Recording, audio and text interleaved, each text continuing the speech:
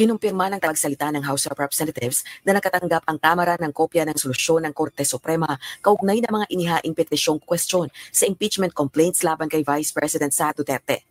Ayon kay Attorney Princess Abante, susod ang Kamara sa direktiba ng Korte Suprema. Impeachment trial, kung magkakaroon.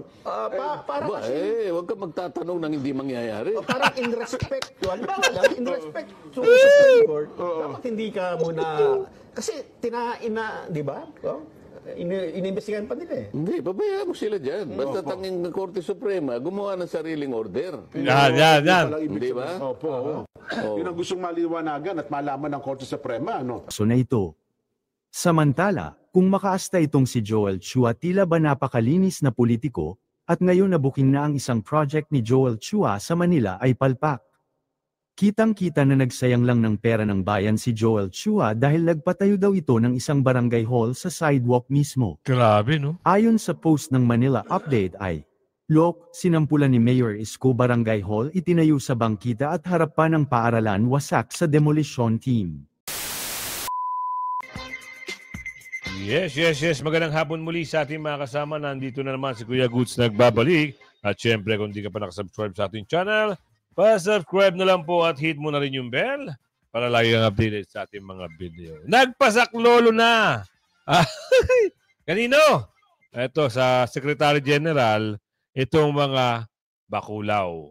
Ano balita dito? Prosecution! Puro yabang. Pinasagot na ng Supreme Court. Nagpasaklolo sa Solgen / Secretary General Velasco. Ang hirap, ano? Pinagpapaliwanag kayo kung ano nangyari sa unang impeachment 1, 2, 3. Anong isasagot nyo? Sayang ang effort. Wala nang trial. Tapos na ang kaso. Aguy. Ito pa. Naasar ang pangalan nito, yung under. Hindi matanggap na malinis daw ang COA. Bakit ka naasar? Ikaw ba nag-audit? Ito, pasok na natin yan. At mamaya, huling-huli na ho sila. Supreme Court talaga, talaga ipagpapaliwanag sila ng Supreme Court. Oo, sagutin nila yan. Mag-like ka muna, share mo na rin yung video at mag-bell all ka na para makatanggap ka ng notification. Ito na. Nagpatutsada na naman si Antimo Claire Castro patungkol sa naging hatol ng Commission on Audit sa Office of the Vice President patungkol sa annual auditing na kung saan nakatanggap nga ang opisina ni Vice President Sara ng unmodified opinion. Ibig sabihin, malinis, walang korupsyon. Pero ang banat ni Antimo Claire Castro, hindi porket malinis ay nangangahulugan daw na nagastos ng tama ang pondo ng opisina. Malinis na nga meron pang banat na nagastos ng tama. Na naman tayo, kahul na naman tayo ng kayo ng tipaklong. Sinabi na nga ng COA, walang kadungis-dungis, malinis at tapat. Meron naman kayong banat. Kahul na naman kayo ng kahul. Wala kayong tigil. Yan ba talaga ang utos? Sabi ni Aling Ledesma. Tina ni Vice President Sara. Grabe ang pag-iisip, yung Commission on Audit na nga ang nagsabi na malinis ang opisina ni Vice President Sara na ang tanging ahensya lamang ang pupwede o otorisadong mag-audit. Pero kokontrahin lamang ni Claire Castro 3 taon nang magkakasunod na ganito ang opinyon ng Commission on Audit. Hindi lang talaga matanggap ng Malacanang na malinis at walang korupsyon sa Office of the Vice President. Kaya nga sinampal na sila ng ebidensya na walang anumalyang ginawa, walang pandudurobo, walang pandudugas, walang problema sa 125 million. Sampal na nga ito sa kanila Mas lalo silang sasampalin ng katotohanan na nag-utos na ang Supreme Court na magpaliwanag ang mga durobo. Okay, naghihingi sila ng tulong, Hingi kayo ng tulong ngayon sa Secretary General. Ano yung sasagot ng Secretary General? Sige nga, abangan natin kung matutulungan kayo.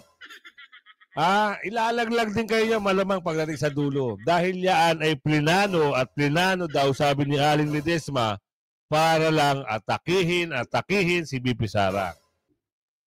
Masasabi lang ni BP Sara, inamin lahat. Di ba? Kanina umaga sa video natin. Inamin niya lahat. Yan ay plano nila para siya ay sirain. Di ba?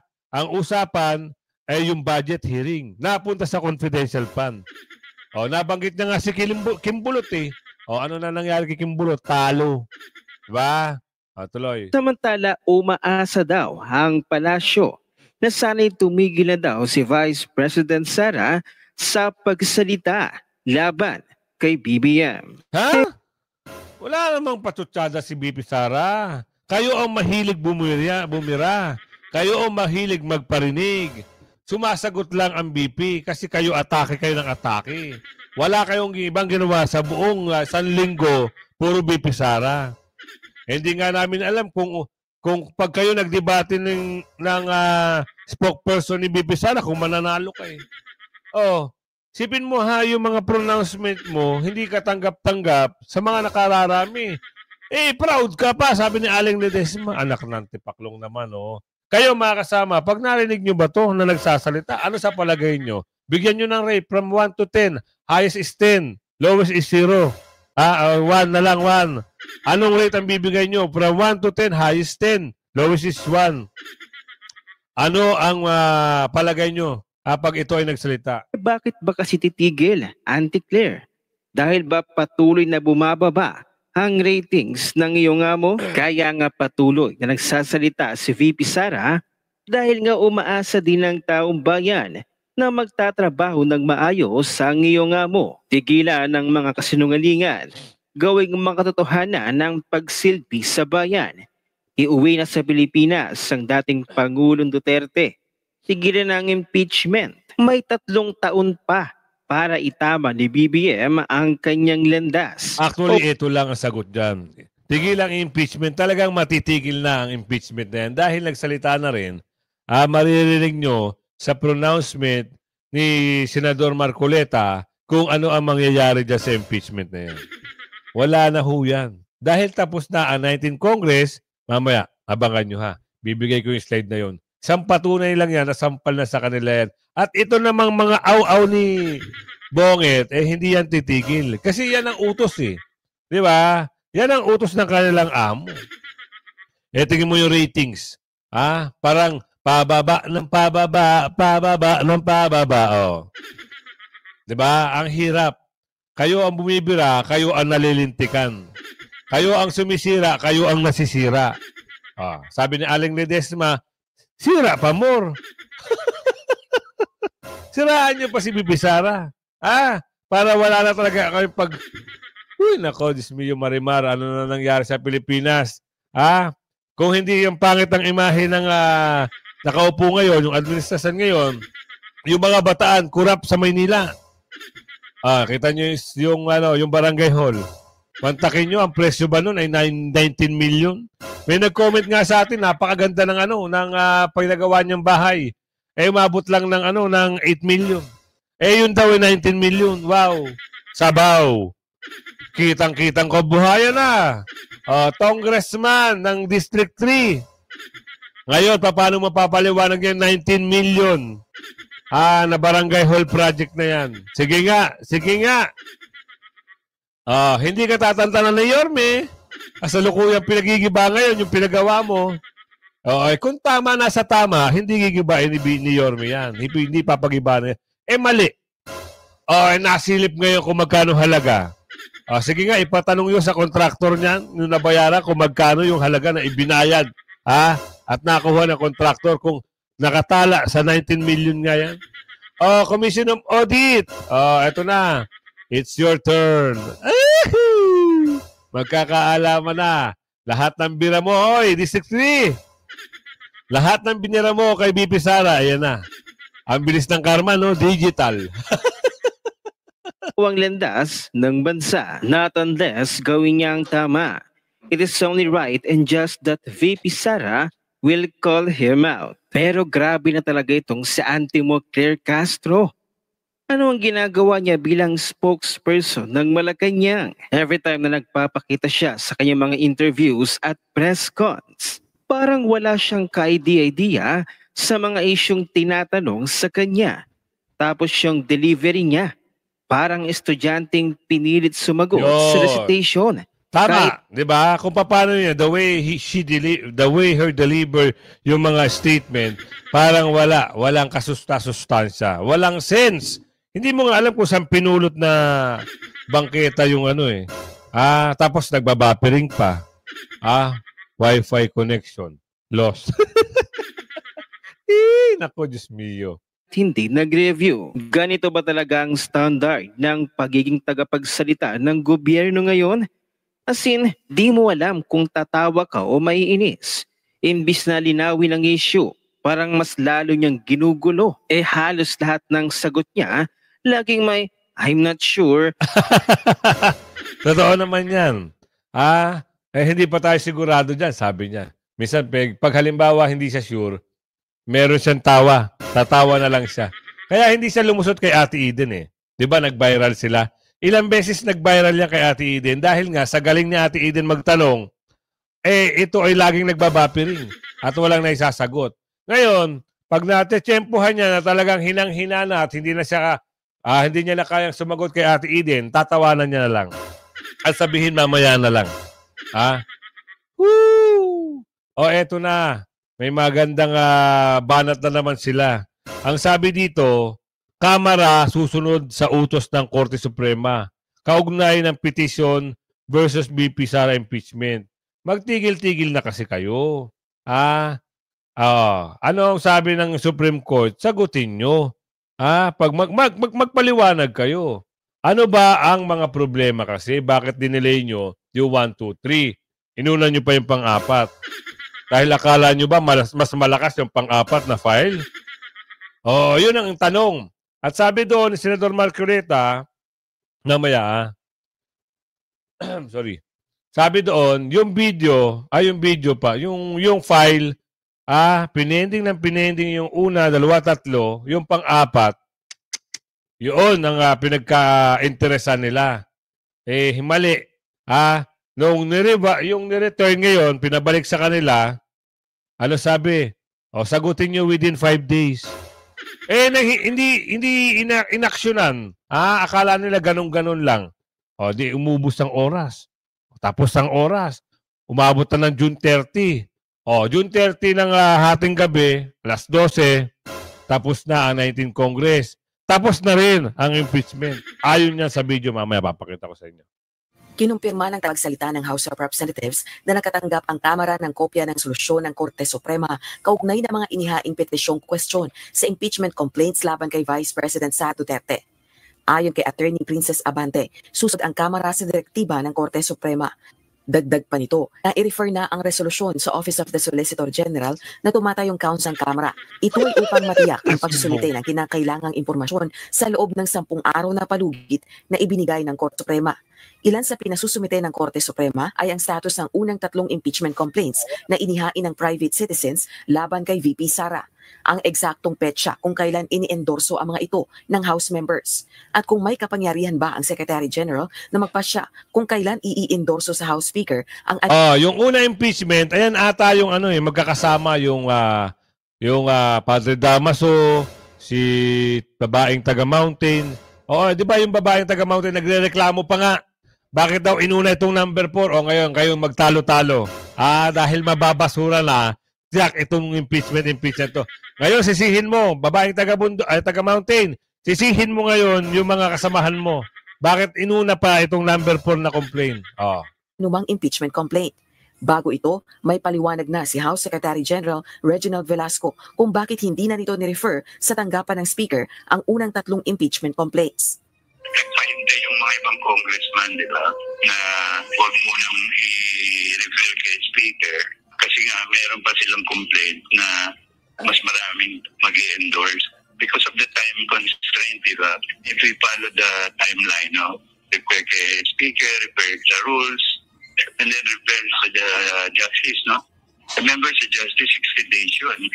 So, masyado matagal yung proseso. So, they requested me na maghintay lang for another complaint which will be endorsed by the required 1/3, 1/5 House members. February 5 nang nagdaan ng 215 kongresista ang ika-4 na reklamo dahilan upang maaprubahan ang Articles of Impeachment at i-endorso sa Senado. Naninindigan naman ang House official na walang nilabag na panuntunan sa ginawang aksyon ng Kamara sa impeachment complaints. Under our rules kasi, yung impeachment complaint will stay with the office of the SecGen and then will be referred at the time na okay na. Samantala, naghahanda na rin ang Senado sa isusumite nitong tugon sa resolusyon ng Korte Suprema kaugnay ng impeachment ni VP Sara. Rosa Licoz, UN. Doon ngayon kayo magsisihan. Diba? Sisihin nyo yung mga kasama nyo bakit inuna yung number 4. Ito nga yung balita bakit sila bakit pinasasagot at humihingi na saklolo dito kay Solgen. Ano ang gusto nilang ma-resolba? Kasi posibleng mawala at ma-dismiss yung impeachment na yan. Prosecution panel laban sa impeachment trial ng Vice President na si Sara Duterte, malakas na malakas ang kanilang ebidensya. Palaging nilang ipinagdidiinan sa kanilang mga panayam na nakahanda na sila anumang oras simula ng paglilitis sa Senado na naging impeachment court na. Pero matapos na mag-utos ang Supreme Court sa Kamara na magbigay ng kanilang mga dokumento para silang nataranta ngayon. Ang tanong kasi kung handa na sila na maging prosecutor, bakit nagpapatulong sila sa Solicitor General para sumagot sa Korte Suprema? Kamara nagpapasaklolo sa Solgen. Humingi ng legal na tulong ang Kamara de Representante sa Office of the Solicitor General upang matugunan ang kautusan ng Korte Suprema na magsumite ng dagdag na dokumento at impormasyon under oath kaugnay ng impeachment case laban kay VP Sara Duterte. Ayon kay House spokesperson Attorney Princess Abante, ang hakbang ay bahagi ng kanilang pagsunod sa note. Yan yung kanina Humingi na ng tulong at nagpasaklolo na. At pinalawanag daon ni Solgen na yun nga kailangan pa raw mas marami yung mag-complain. Yun nga inuna yung pang-4. Wala na. Wala lang trial na mangyayari at yan ang pinaghihirapan nyo. Nagpapirma pa kayo ng 215. Masasayang na yan lahat. Tapos na. Sino nagsabi? Maya-maya. Nabibigay ko sa inyo yung slide. Ng Korte Suprema hinggil sa petisyong kumukwestiyon sa legalidad ng ika-4 na impeachment complaint. Ipinasa na namin ang resolusyon sa OSG bilang aming counsel at makikipag-ugnayan kami sa kanila upang matiyak ang pagsusumite ng mga kinakailangang detalye sa loob ng 10 araw na hindi pwedeng palawigin, aniya ni Abante. Dagdag pa niya, tutugon ng Kamara at ang Office of the Secretary General Reginald Velasco bilang mga respondent sa nasabing petisyon. Ayan na! Tulong! Ayan, tulong! Ayan ang mga kagustuhan nila pero hindi na talaga uusad dyan. Bakit? Alam na alam ni Senador Marcoleta lahat ng laro. Bakit? Naging trial lawyer ito. Alam niya lahat. Kaya natatawa na lang siya dito sa mga bakulaw na ito. Wala namang kasustansya na. Isa kasabi lang tapos na ang 19th Congress. Sino ngayon ang hanapan mo ng impeachment? Sino ngayon na itatrial mo sa 20th Congress? Wala na nga yan Tapos na sa 19th Congress. Panibagong issue na naman. I-refile nila sa 28th Congress. Isang malaking kalokohan yun. May 1-year ban. Pakita natin naman. Marami akong kaibigan naman sa house Opo. Maraming tayo yung mga binibiro kayo. Sabi ko, bro. Opo. Pumirma ka pala? Senator Judge ako. Oo. Para naman ka ako magkaroon ka naman ng pagkakataon na ikaw ay matanong naman dun sa impeachment court. Kung sakasakaling magkakaroon. Opo. Kung sakasakali Suggest ko isa ka sa mga witnesses. Ako na naman nangyayari ko dyan. Papatawag. Ikaw naman ka ako Pumirma ka dun testingin lang naman kita kung ano Oo nga naman. Kasi nung una tayong nag-usap, sinabi mo, anong magagawa ko? Mababasa ko ba yan Napakakapal niyan pagkakanya kinakailangan pumirma ka agad. Paano ko mababasa yan? Pagka pinatawag mo ako dyan, ganyan, siyempre, iibahin ko na yung sagot ko. Nung sasabihin ko, sasabihin ko, binasa ko. Opo. Hindi maintindihan. Di kung nabasa mo, naintindihan mo. yung susunod kong tanong ngayon. Opo. Malalaman ko ngayon kung talaga naintindihan mo. Eh, huwag mo na nga akong isasama dyan. Sabi na naman niya. Ba, hindi. Hindi pwede. Kailangan eh. May sample naman. 215 kayo eh. Eh, naman lang 10%. Eh, kinakailangan tumayo dyan. Maano ko naman, matanong ko naman kayo. Eh, magkakaibigan, magkakakilala naman tayo eh. Sabi niya, utang na loob, huwag mo naman akong, kahit na biro lang ako, kinakabahan. Eh, alam mo yung pa lang eh, doon pa lang eh, sinasabi ko sa inyo, magkakaalaman tayo. Lalo ito, Paano mong pananagutan? 30, kung hindi ko nagkakamali, 32 pages yung petisyon. Ang pinag-uusapan natin, mga terminong pang-abogado to. Technical ito eh. Yes po. Okay. Eh, karamihan naman sa amin doon, hindi, siguro, wala, baka 10% na ang abogado doon sa House of Representatives. 33 pages na isang dokumentong panglegal. Na yung maaaring yung ibang terminong nabasa mo, nun mo lang nabasa. Ibig mo ba sabihin, matatapos mo yun in 30 minutes?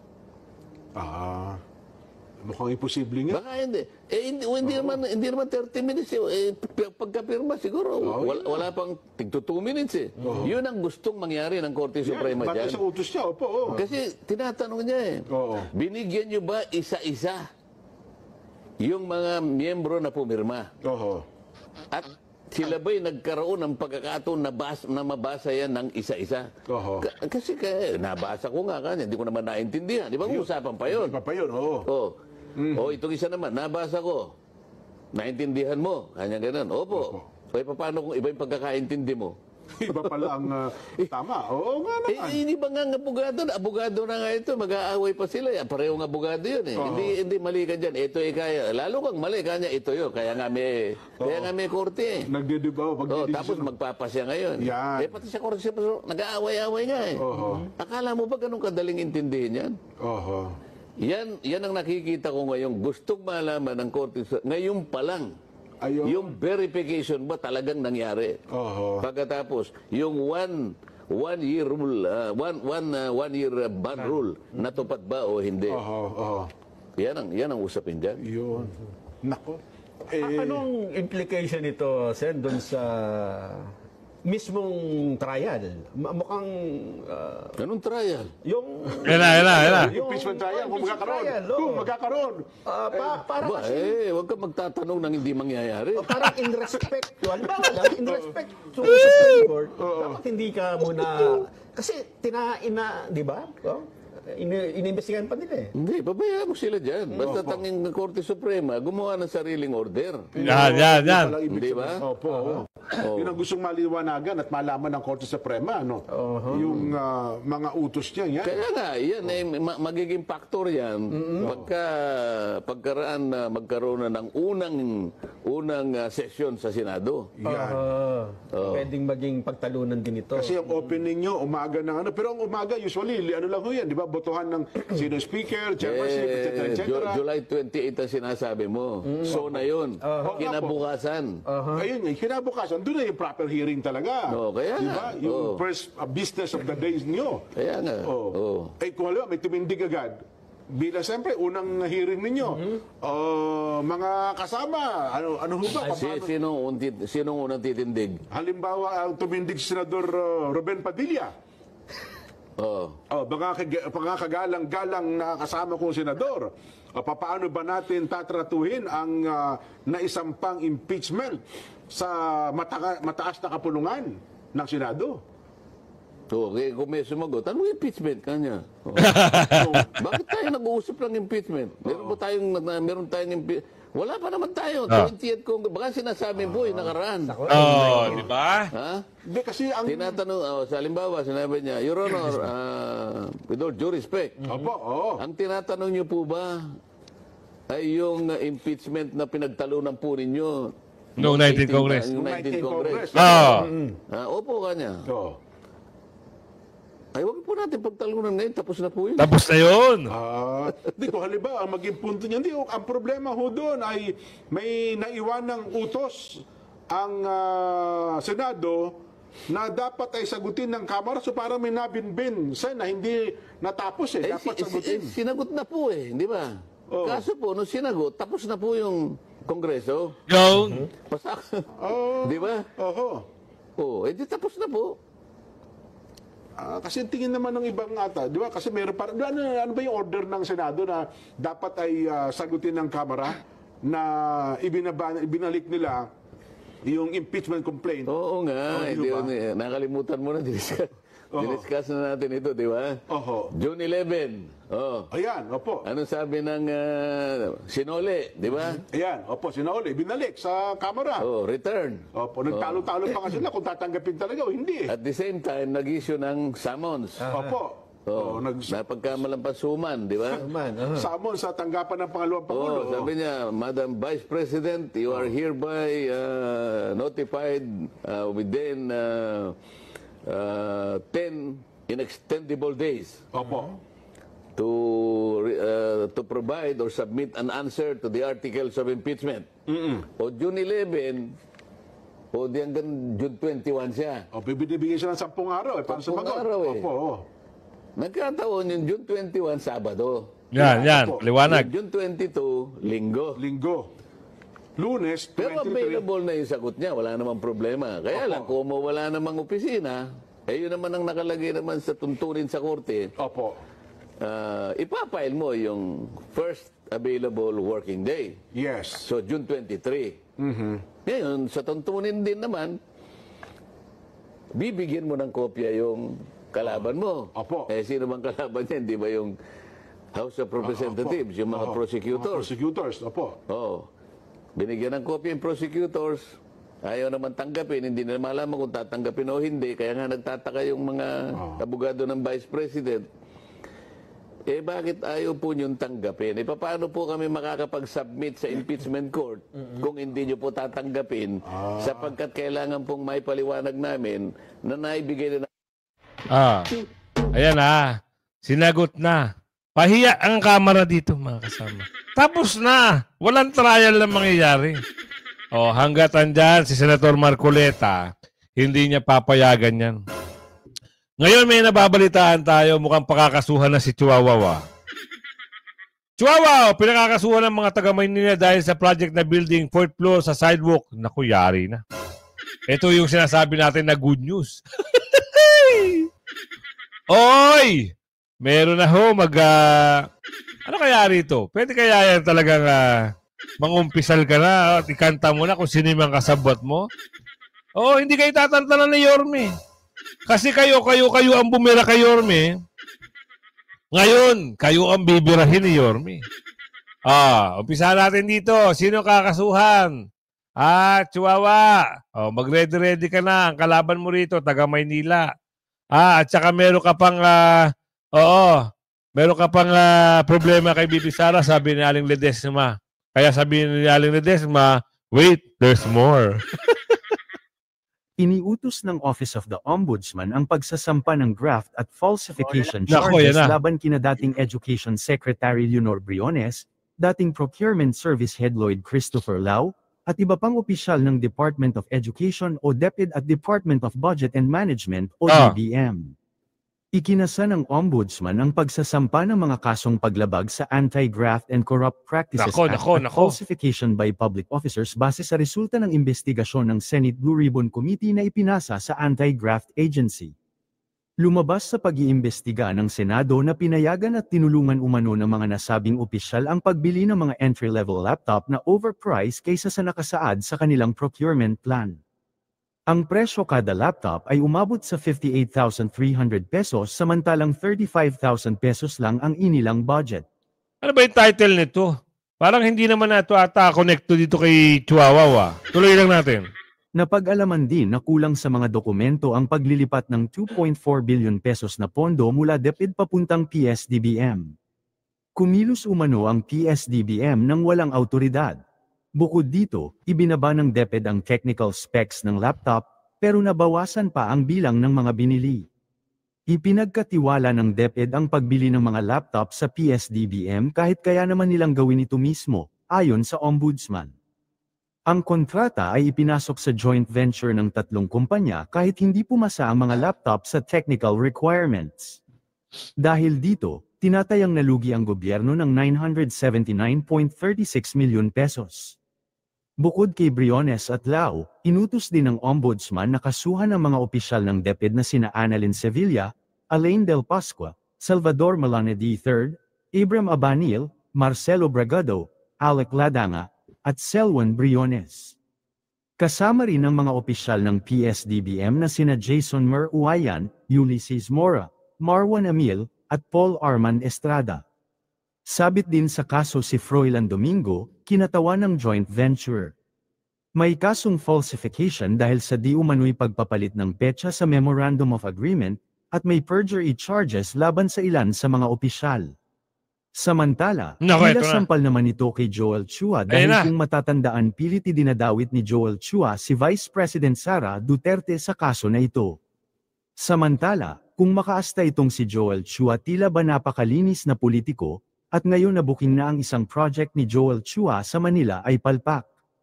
Kitang-kita na nagsayang lang ng pera ng bayan si Joel Chua dahil nagpatayo daw ito ng isang barangay hall sa sidewalk mismo. Grabe, no? Ayon sa post ng Manila Update ay, sinampulan ni Mayor Isko Barangay Hall itinayo sa bangkita at harap pa ng paaralan wasak sa demolition team. Ganito na po ang sitwasyon sa Barangay Hall na pinag-iba ni Mayor Isko dahil sa walang permit at nasa bangkita ito. Ganito kanipis ang Barangay Hall. Lupit 4th floor pa, puro hagdan ng 19 million yan ha? Ayon nga sa komento ni General Orlando De Leon ay, alam nyo ba kung sinong buwaya ang nagpatayo nito? Napakabuwaya talaga. Ayon naman sa ilang netizens ay, sana Yorme wag lang basta yan tanggalin dyan. Dapat kasuhan nyo din yung gumawa at may akda ng proyektong yan na itinayo sa sidewalk. Ang laking perang sinayang ng mga walang hiyang yan. Kahit wala sa lokasyon importante mapatayo nila para makuha ang mga porsyento ng mga buwayang opisyales, ganito na ba kaganid ang mga taong nakaupo sa gobyerno? Dapat managot dyan yung congressman. Sinayang ang tax ng bayan. Hindi pinag-iisipan ng maayos ang plano. Panagutin lahat ng sangkot dyan kay congressman or kupitan. Dapat walang sinisino kasuhan ang dapat managot.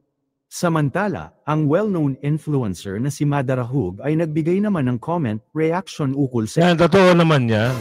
Wala naman talaga sa sistema at for sure wala rin sa plano. Basta lang makakuha ng pera sa lapi. Dahil gahaman, ang sabi ni Aling Ledesma, gagawa ng paraan para makuha yung porsyento. Makuha yung pondo. Sa tingin nyo, 19 million ba yan? Sa halaga ng itsura na yan? Dapat nga kasuhan. Pero yung title dito, Joel Chua, pinakakasuhan ng taga Maynila. Okay, na-gets ko na. Akala ko naman, meron naghain ng kaso. So maaari, yung mga taga Maynila, pwede. Lalo na sa Team Yorme. Yorme, ikaw na nga ang kumaso dyan para matauhan na yung turobo na yan. Nakakagigil siya eh. At hanapan mo rin ng butas yung dalawa. Lalo na yung talo na nanalo na. Yung talo na nanalo pa. Hanapan mo rin ng butas. Ayan na, hanggang sa muli. Kung umabot ka dito, pakilagay share ng video. Bye-bye!